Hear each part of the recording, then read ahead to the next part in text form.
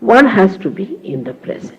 And how do you do it? Not by listening to any lecture or going to any sort of a library to find out, or you cannot do it again with this brain that is today. You have to have a brain which has that spark in it, that light in it, enlightened brain.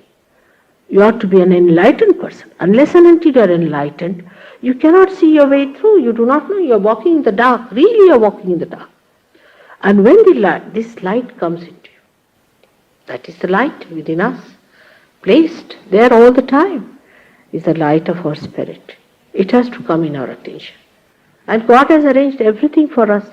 Everything. There's a way of our germination which has to take place. And when it takes place,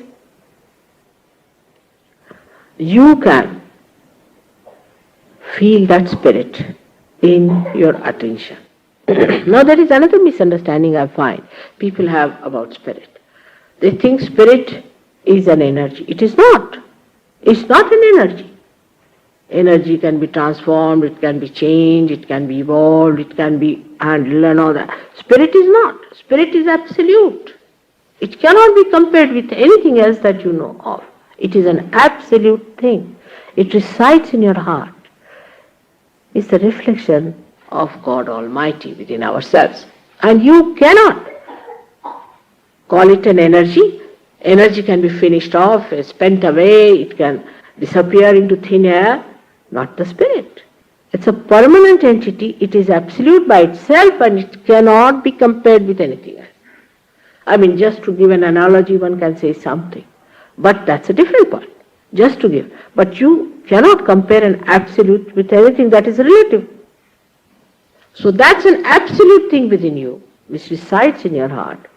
And when this residual power of Kundalini rises, it ignites the attention within you with this spark of the spirit.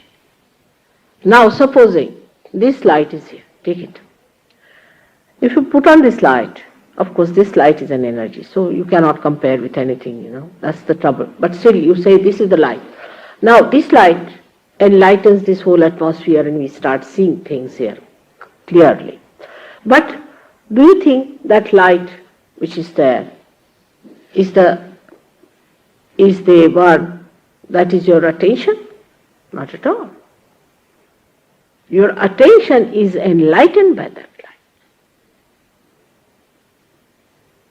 The light enlightens your attention. By that attention, you can feel the all-pervading power, the divine power, the energy of God, the divine energy of God, the energy of love of God. You can feel it because it's a connecting link.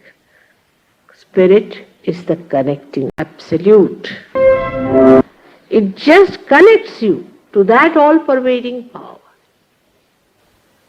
That all-pervading power.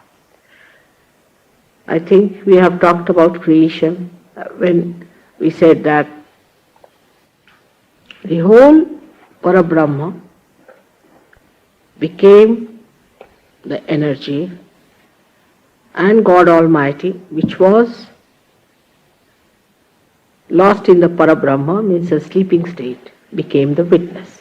Now this witness is in the heart of human beings.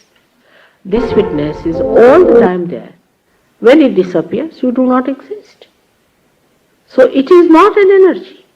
One has to understand, actually somebody has written a book on Sahaja Yoga, and when I was going through it, I was shocked to read that he thinks that spirit is an energy. So energy, the Shakti, is not that spirit. The spirit is not Shakti.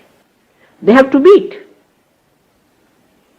They have to meet so that the enlightenment in human being, the Chitta, takes place.